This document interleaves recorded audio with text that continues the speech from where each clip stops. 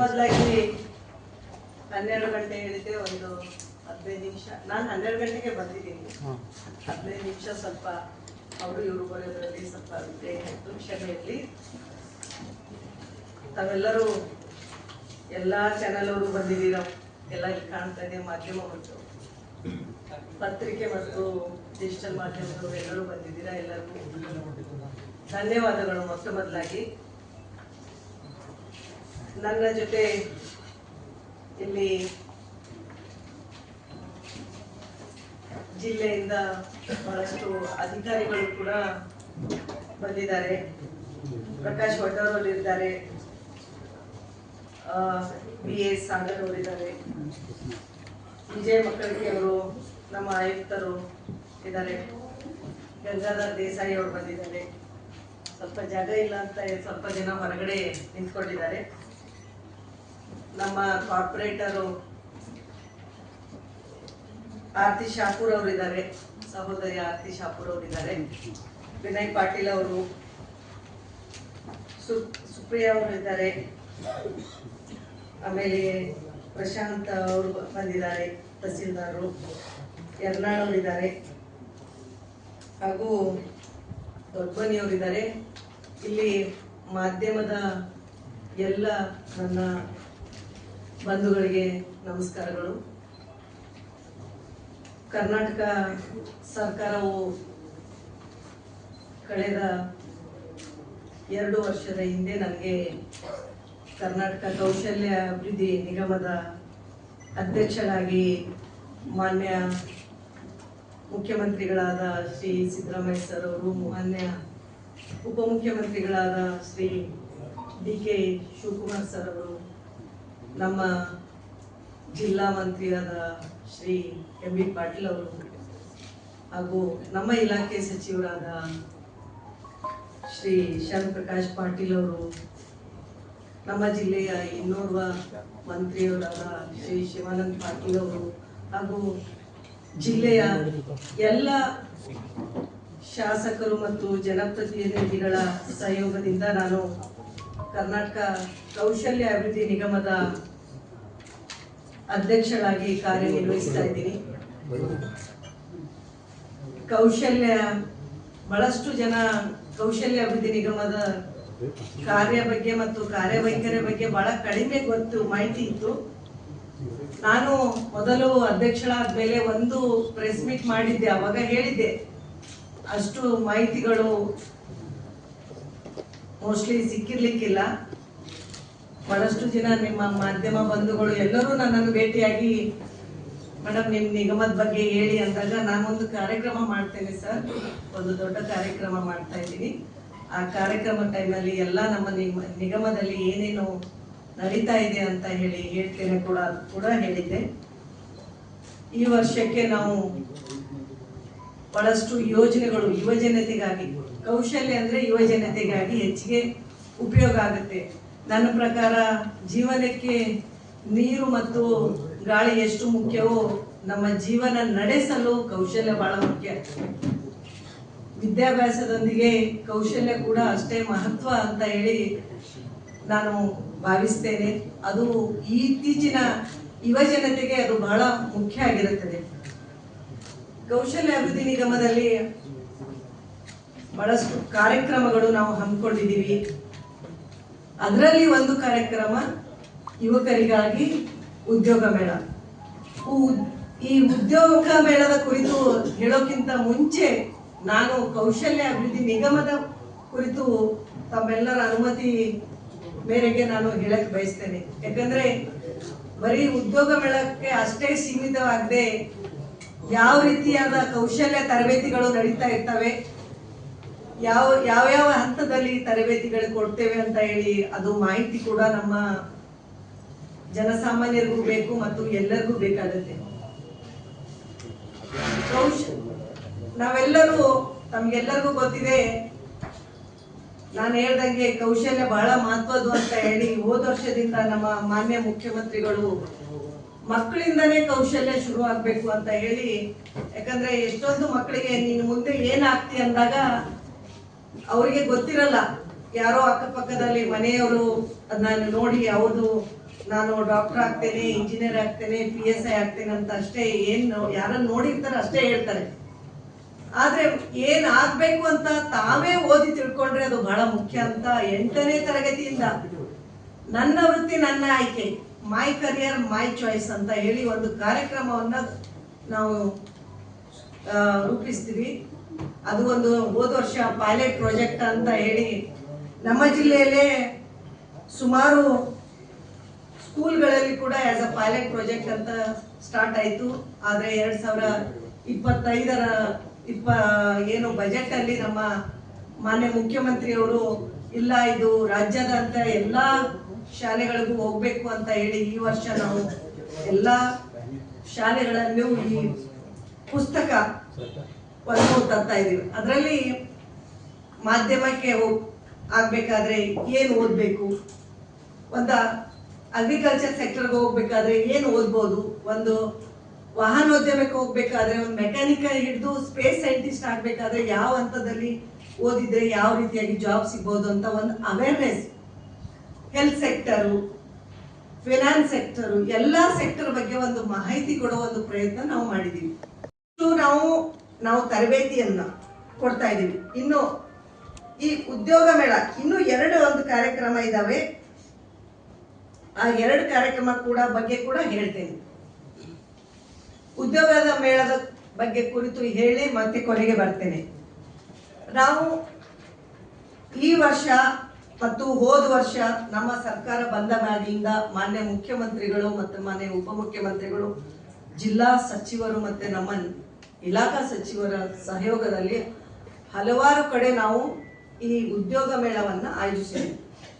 ಉದ್ಯೋಗ ಮೇಳ ಅಂದ್ರೆ ಎಲ್ಲರೂ ಅನ್ಕೊಂತಾರೆ ಬರೀ ಮೇಡಮ್ ಏನು ಉದ್ಯೋಗ ಅಂದ್ರೆ 100% ಉದ್ಯೋಗ ಕೊಡ್ತೀರಾ ಅಂತ. ನಾನು ಒಂದು ವಿಷಯ ಹೇಳಕ್ಕೆ ಇಷ್ಟಪಡ್ತೇನೆ. ಉದ್ಯೋಗ ಮೇಳದಲ್ಲಿ ಯಾವುದೇ ಒಂದು ಉದ್ಯೋಗ ಮೇಳದಲ್ಲಿ ಒಂದು 20% ಉದ್ಯೋಗ ಸಿಕ್ಕರೂ ಅದು ಬಹಳ ದೊಡ್ಡದು. ಯಾಕಂದ್ರೆ ಅದು ಯಾರಿಗೆ ಸಿಕ್ಕಿಲ್ಲ ಅಂದ್ರೆ ಅವ್ರಿಗೆ ಏನೋ ಸ್ಕಿಲ್ ಗ್ಯಾಪ್ ಇರುತ್ತೆ, ಅವ್ರಿಗೆ ಆ ಕೌಶಲ್ಯತೆ ಇರಲ್ಲ. ಆ ಕೌಶಲ್ಯತೆ ಇಲ್ಲ ಅಂದ್ರೆ ನಾವು ಏನ್ ಮಾಡ್ಬೇಕು, ಅದು ನಮಗೆ ನೆಕ್ಸ್ಟ್ ಲೆಸನ್. ವಿಜಯಪುರದಲ್ಲಿ ಈಗಾಗಲೇ ನಾವು ಮಾನ್ಯ ಮುಖ್ಯಮಂತ್ರಿಯವರ ಆದೇಶದೊಂದಿಗೆ ಮೈಸೂರಲ್ಲಿ ಒಂದು ಬೃಹತ್ ಉದ್ಯೋಗ ಮೇಳ ಮಾಡಿದ್ವಿ. ಮಾನ್ಯ ಮುಖ್ಯಮಂತ್ರಿ, ಉಪಮುಖ್ಯಮಂತ್ರಿಗಳು ಮತ್ತು ಪ್ರಿಯಾಂಕ್ ಖರ್ಗೆ ಅವರು, ಶರಣ್ ಪ್ರಕಾಶ್ ಪಾಟೀಲ್ ಅವರ ಸಹಯೋಗದಲ್ಲಿ ಕಲಬುರಗಿಯಲ್ಲಿ ಕೂಡ ಒಂದು ಡಿವಿಷನ್ ವೈಸ್ ಇವೆರಡೂ ಕೂಡ ವಿಭಾಗೀಯ ಮಟ್ಟದ ಉದ್ಯೋಗ ಮೇಳವನ್ನ ಮಾಡಿದ್ವಿ. ಬೆಂಗಳೂರಲ್ಲಿ 2023ರಲ್ಲಿ ರಾಜ್ಯ ಮಟ್ಟದ ಒಂದು ಉದ್ಯೋಗ ಮೇಳ ಕೂಡ ಆಯಿತು.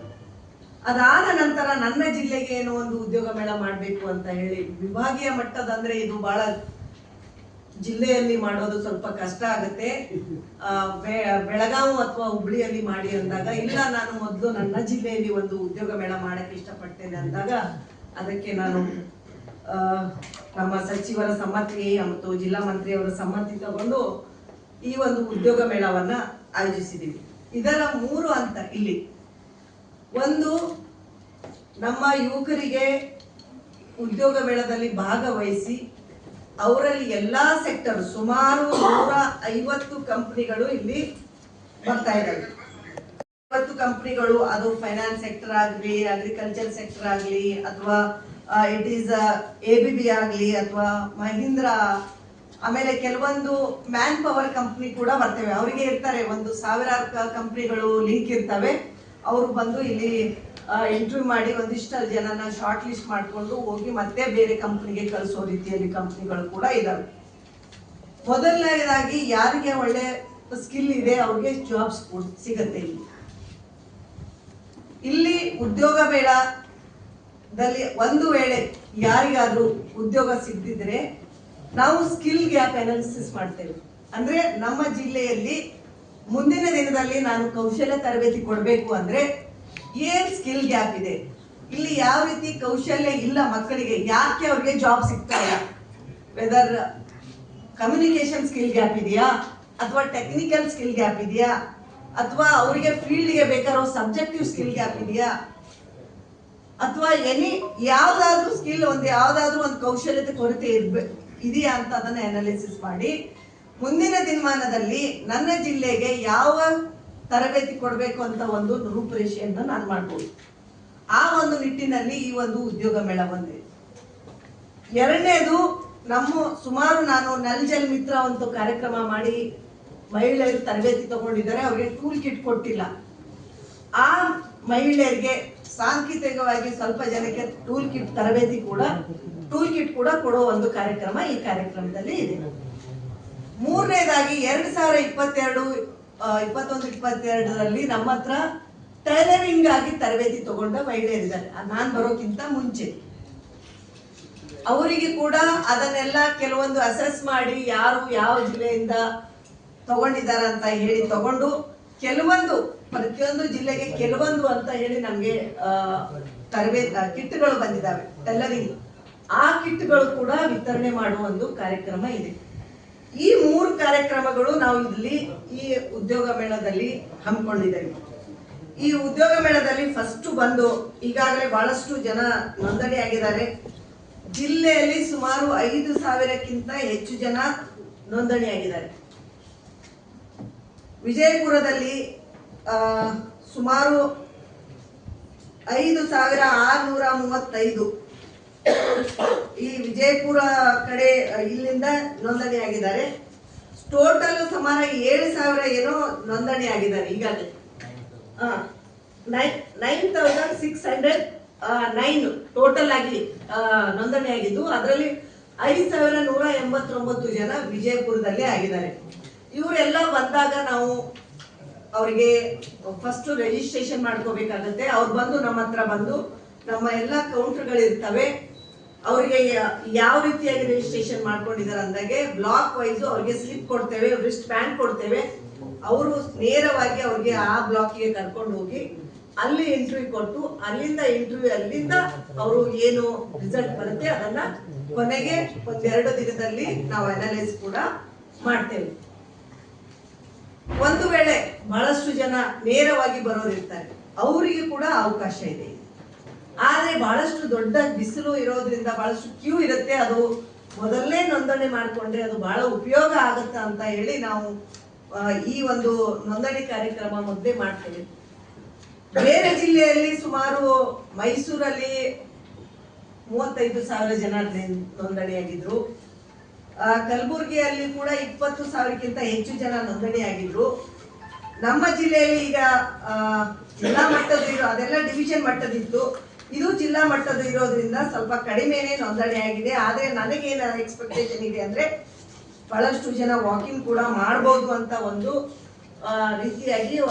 ಕೆಲವೊಬ್ಬರಿಗೆ ಏನೋ ಇಂಟರ್ನೆಟ್ ಪ್ರಾಬ್ಲಮ್ ಇರುತ್ತೆ, ನೋಂದಣಿ ಅಥವಾ ಸರ್ವರ್ ಬಿಸಿ ಇರುತ್ತೆ, ಹಂಗೂ ಕೆಲವೊಬ್ರಿಗೆ ಇರ್ಬೋದು ಅಂತ ಹೇಳಿ ಈ ನಿಟ್ಟಿನಲ್ಲಿ ಅನ್ಕೊಂಡಿದ್ದೀನಿ. ಇನ್ನು ಈ ಉದ್ಯೋಗ ಮೇಳದಲ್ಲಿ ಬಹಳಷ್ಟು ಜನ ಕಾಲೇಜಿನ ಸ್ಟೂಡೆಂಟ್ ಕೂಡ ಭಾಗಿಯಾಗ್ತಾರೆ. ಅವರಿಗೆ ನಾವು ಬೇಡ ಅನ್ನಕ್ಕಾಗಲ್ಲ. ಅವ್ರಿಗೆ ಏನ್ ಕ್ಯೂರಿಯಾಸಿಟಿ ಇರುತ್ತೆ ಅಂದ್ರೆ ಯಾವ ಕಂಪ್ನಿಗಳಿದಾವೆ, ಯಾವ ಸೆಕ್ಟರ್ಗಳು ಬಂದಿದಾವೆ, ನಾವು ಮುಂದೆ ಈ ಮುಗಿಸ್ಮೇಲೆ ಎಲ್ಲೆಲ್ಲಿ ಹೋಗ್ಬಹುದು, ಕಾಂಟ್ಯಾಕ್ಟ್ ಡೀಟೇಲ್ ತಗೋಬಹುದು. ಈ ಒಂದು ಎಲ್ಲ ಒಂದು ಕ್ಯೂರಿಯಾಸಿಟಿಯಿಂದ ಅವರು ಕೂಡ ಬರ್ತಾರೆ. ಅವ್ರಿಗೂ ನಾವು ಎಲ್ಲರಿಗೂ ವೆಲ್ಕಮ್ ಮಾಡ್ತೇವೆ. ಹಾಗಾಗಿ ಈ ಒಂದು ಕಾರ್ಯಕ್ರಮದಲ್ಲಿ ಈಗಾಗಲೇ ನಾವು ಸಿರಾದಲ್ಲಿ ಮಾಡಿದ್ದೀವಿ. ಸುಮಾರು 9,786 ಜನ ರಿಜಿಸ್ಟರ್ ಆದ್ರಲ್ಲಿ 1,393 ಏನು ಶಾರ್ಟ್ ಲಿಸ್ಟೆಡ್ ಆಗಿ 450 ಜನಕ್ಕೆ ಆಫರ್ ಲೆಟರ್ ಕೊಟ್ಟಿದ್ದೀವಿ. ಸೇಡಂ ಅಲ್ಲಿ ಕೂಡ ಮಾಡಿದ್ವಿ. 7,500 ಜನ ರಿಜಿಸ್ಟರ್ ಆಗಿದ್ರು. ಸುಮಾರು 811 ಜನಕ್ಕೆ ಆಫರ್ ಲೆಟರ್ ಕೊಟ್ಟಿದ್ದಾರೆ. ಬೆಂಗಳೂರು ಪ್ಯಾಲೇಸ್ ಗ್ರೌಂಡ್ ಅಲ್ಲಿ 86,000 ಜನ ರಿಜಿಸ್ಟರ್ ಆಗಿದಾಗ 9,654 ಜನರಿಗೆ ಆಫರ್ ಲೆಟರ್ ಕೊಟ್ಟಿದ್ದೀವಿ. ಹೀಗೆ ಚನ್ನಪಟ್ಟಣದಲ್ಲಿ, ಬೆಂಗಳೂರು ಶಾಂತಿನಗರದಲ್ಲಿ ಇದು ಕಳೆದ 3 ವರ್ಷದ ಡೇಟಾ, ಹಾಗೂ ಕಲಬುರಗಿಯಲ್ಲಿ, ಮೈಸೂರಲ್ಲಿ, ತುಮಕೂರಲ್ಲಿ ಮತ್ತು ಹಾವೇರಿಯಲ್ಲಿ ನಾವು ಒಂದು ಉದ್ಯೋಗ ಮೇಳ ಮಾಡಿದ್ದೀವಿ. ನಾನು ಹೋದ ವರ್ಷ ಇಲ್ಲೇ ಚರ್ಚನಲ್ಲಿ ಕೂಡ ಒಂದು ಚಿಕ್ಕ ಪ್ರಮಾಣದ ಒಂದು ಉದ್ಯೋಗ ಮೇಳ ಮಾಡಿದೆ. ಆ ಚರ್ಚನಲ್ಲಿ ಸುಮಾರು 250 ಜನಕ್ಕೇನೋ ಒಂದು ಆಫರ್ ಲೆಟರ್ ಕೊಟ್ಟಿದ್ದ ಒಂದು ಇದೆ. ಅಲ್ಲಿ 1,2,000 ಜನ ಏನೋ ಅಷ್ಟೇ ಬಂದಿದ್ರು. ಬಂದಿದ್ರು. ಸೊ ಹೀಗಾಗಿ ನಾವು ಚಿಕ್ಕ ಮಟ್ಟದ ದಾವಣಗೆರೆಯಲ್ಲಿ ಮಾಡಿದ್ದೀವಿ, ಚಿತ್ರದುರ್ಗದಲ್ಲಿ ಮಾಡಿದ್ದೀವಿ, ಚಿಕ್ಕ ಮಟ್ಟದ ಒಂದು ಉದ್ಯೋಗ ಮೇಳ, ತಾಲೂಕು ಮಟ್ಟದ ಉದ್ಯೋಗ ಮೇಳ ಕೂಡ ಒಂದು ಚಿಕ್ಕ ಬಜೆಟ್ ಅಲ್ಲಿ ಕೂಡ ಮಾಡ್ತಾ ಇದ್ದೀವಿ. ಕೆಲವೊಂದು ಸಂಘ ಸಂಸ್ಥೆಗಳು ಇರ್ತವೆ, ಅಂದ್ರೆ ಕಾಲೇಜ್ಗಳು, ನಾವು ಉದ್ಯೋಗ ಮೇಳ ಮಾಡ್ತೇವೆ, ನೀವು ನಮ್ಗೆ ಸಹಕಾರ ಕೊಡಿ ಅಂತ ಹೇಳಿ ಕೂಡ ಇರ್ತವೆ. ಹಾಗೆ ಕೂಡ ನಾವು ಕೂಡ ಹಲವಾರು ಕಾಲೇಜ್ಗಳಲ್ಲಿ ಈ ತರ ಸಹಕಾರ ಕೊಟ್ಟು, ನಾವು ಗೌರ್ಮೆಂಟ್ ಕಾಲೇಜ್ಗಳಲ್ಲಿ ನಾವು ಸಹಕಾರ ಕೊಟ್ಟು ಉದ್ಯೋಗ ಮೇಳ ಕೂಡ ಮಾಡಿದ್ದೀವಿ. ಈ ರೀತಿಯಾಗಿ BMS ಕಾಲೇಜಲ್ಲಿ ಮಾಡಿದ್ದೀವಿ. ಆಮೇಲೆ ಪೂರ್ಣ ಪ್ರಜ್ಞಾ ಇನ್ಸ್ಟಿಟ್ಯೂಟ್ ಆಫ್ ಮ್ಯಾನೇಜ್ಮೆಂಟ್ ಉಡುಪಿಯಲ್ಲಿ ಮಾಡಿದ್ದೀವಿ. ಮೊನ್ನೆ ನೃಪತುಂಬತ್ ಕಾಲೇಜ್ ಬೆಂಗಳೂರಲ್ಲಿ ಮಾಡಿದ್ವಿ. ಆಮೇಲೆ ರಾಜಾಜಿನಗರ್ KLE ಕಾಲೇಜ್ ಸೊಸೈಟಿಯಿಂದ ಮಾಡಿದ್ವಿ. ಆಮೇಲೆ ಇದೇ ರೀತಿ ಬಹಳಷ್ಟು ಕಾಲೇಜ್ಗಳಲ್ಲಿ ಕೂಡ ನಾವು ಉದ್ಯೋಗ ಮೇಳ ಕೂಡ ಮಾಡಿದ್ದೀವಿ. ಇತ್ತೀಚೆಗೆ ಒಂದು ವಿಶೇಷ ಚೇತನವರಿಗೆ ಕೂಡ ಒಂದು ಕಾಲೇಜಲ್ಲಿ BMS ಕಾಲೇಜ್ ಹಂತದಲ್ಲಿ ಇವತ್ತಿನ ದಿನ ನಾವು ಕಾಲೇಜ್ ಹಂತದಲ್ಲಿ ಅವರಿಗೂ ಕೂಡ ಒಂದು ತರಬೇತಿ ಕೊಡಬೇಕಾಗತ್ತೆ. ಕಲಿಕೆಯೊಂದಿಗೆ ಕೌಶಲ್ಯ ನಾವು ಕಾಲೇಜಲ್ಲಿ ಓದ್ತಾನೆ ಕೌಶಲ್ಯವನ್ನ ಕಲಿಬೇಕು. Any skill, it can be ಮಾತನಾಡುವ ಸ್ಕಿಲ್ ಹಿಡಿದು ಟೆಕ್ನಿಕಲ್ ಸ್ಕಿಲ್ ಇರ್ಬೋದು, ಕಲ್ಚರಲ್ ಸ್ಕಿಲ್ ಇರ್ಬೋದು, ಎಲ್ಲ ಸ್ಕಿಲ್ಗಳನ್ನ ಒಳಗೊಂಡು ನಾವು ಅದರಲ್ಲಿ GST ಅಕೌಂಟಿಂಗ್ ಆಗ್ಬೋದು, ಅವರು ಏನು ಕಾಮರ್ಸ್ ಮಾಡ್ತಾ ಇದ್ದಾರಾ ಅಥವಾ ಆರ್ಟ್ಸ್ ಮಾಡ್ತಾ ಇದ್ದಾರಾ ಅಥವಾ ಸೈನ್ಸ್ ಮಾಡ್ತಾ ಇದ್ದಾರಾ, ಅದರ್ ಬೇಸ್ಡ್ ಆಗಿ ನಾವು ಒಂದು 50 ಗಂಟೆಗಳ ಒಂದು ಪ್ರಾಯೋಗಿಕವಾಗಿ ಒಂದು ಸೆಮಿಸ್ಟರ್ ಅಲ್ಲಿ ಒಂದು ಕಲಿಕೆಯೊಂದಿಗೆ ಕೌಶಲ್ಯ ಅಂತ ಮಾಡಿ ಸುಮಾರು 66,000 ಮಕ್ಕಳಿಗೆ 7 ಯೂನಿವರ್ಸಿಟಿಯಲ್ಲಿ ಕಲಿಸ್ಕೊಟ್ಟಿದ್ದೀವಿ. ಅದರಲ್ಲಿ ನಮ್ಮ ಅಕ್ಕಮಹಾದೇವಿ ಯೂನಿವರ್ಸಿಟಿ ಕೂಡ ಒಂದು. ಇಲ್ಲಿ ಅಕ್ಕಮಹಾದೇವಿ ಯೂನಿವರ್ಸಿಟಿಯಲ್ಲಿ ಎಲ್ಲ ಮಹಿಳಾ ಕಾಲೇಜ್ಗಳು, ನಮ್ಮ ಜಿಲ್ಲೆಯಲ್ಲಿ ಬರುವ ಕಾಲೇಜ್ಗಳು ಕೂಡ ಅದರಲ್ಲಿ ಮಕ್ಕಳಿಗೆ ಕೂಡ ನಾವು ಇದನ್ನ ಕಲಿಸ್ಕೊಟ್ಟಿದ್ದೀವಿ. ಅದರಲ್ಲಿ ಆರ್ಟಿಫಿಷಿಯಲ್ ಇಂಟೆಲಿಜೆನ್ಸ್ ಆಗಲಿ ಅಥವಾ ನಾನು ಹೇಳಿದಾಗೆ ಕಂಟೆಂಟ್ ರೈಟರು ಆಗ್ಬೋದು, ಹೀಗೆ 50 ಅವರ್ಸ್ ಒಂದು ಕಲಿಕೆಯನ್ನ ಕಲಿಸುವ ಒಂದು ಪ್ರಯತ್ನದಲ್ಲಿ ಒಂದು ಮಾಡಿದ್ದೀವಿ. ಇನ್ನು ಸುಮಾರು ಯುವ ನಿಧಿ ಮಕ್ಕಳಿಗೆ ಬರಬೇಕು. ನಮಗೆಲ್ಲರಿಗೂ ಚಾಲೆಂಜ್ ಆಗಿರೋದು ಯುವ ನಿಧಿಯ ಮಕ್ಕಳು. ನಮ್ಮ ಜಿಲ್ಲೆಯಲ್ಲಿ ಸುಮಾರು 16,000 ಯುವ ನಿಧಿ ಮಕ್ಕಳಿದ್ದಾರೆ. ಅವರಿಗೆ ತರಬೇತಿ ನೀಡೋದು. ತರಬೇತಿ ಅಂದ್ರೆ ಕೆಲವೊಂದು ನಾವು ಸರ್ಕಾರಿ ಕೇಂದ್ರಗಳ ಮೂಲಕ, ಇಲಾಖೆಗಳ ಮೂಲಕ ತರಬೇತಿ ನೀಡ್ತಾ ಇದ್ದೀವಿ. ಅಂದ್ರೆ ನಮ್ಮ ITI ಮೂಲಕ, GGTC ಮೂಲಕ, KGTT ಮೂಲಕ, ಅಂದ್ರೆ ಅಲ್ಲಿ ಸ್ಕಿಲ್ ಬೇಸ್ಡ್ ಕಲಿಕೆ. ಅವ್ರಿಗೆ ಬರೀ ಪುಸ್ತಕದ ಕಲಿಯದೆ ಅಲ್ಲದೆ ಅವ್ರಿಗೆ ಮುಂದೆ ಕಲಿತ ಮೇಲೆ ಜಾಬ್ ಸಿಗ್ಬೇಕು ಅಂತ ಹೇಳಿ ಕಲಿತಾ ಇದ್ದೀವಿ. ಇಲ್ಲಿ ಒಂದು ತೊಂದರೆ ಆಗಿದೆ ಅಂದ್ರೆ ಬಹಳಷ್ಟು ಯುವ ನಿಧಿ ಮಕ್ಕಳು ಬರಕ್ಕೆ ಸ್ವಲ್ಪ ಆಸಕ್ತಿ ತೋರಿಸೋದಿಲ್ಲ. ಯಾಕಂದ್ರೆ ಟ್ರೈನಿಂಗ್ ಅಂದ್ರೆ ಅವ್ರಿಗೆ ಹೆದರ್ತಾರೆ. ನಾವು ಟ್ರೈನಿಂಗ್ ತಗೊಂಡ್ರೆ ಎಲ್ಲಿ ನಮ್ಮ ಯುವ ನಿಧಿ ಸ್ಟಾಪ್ ಆಗುತ್ತೋ ಅಂತ ಏನೋ ಒಂದು ಭಯ ಇದೆ.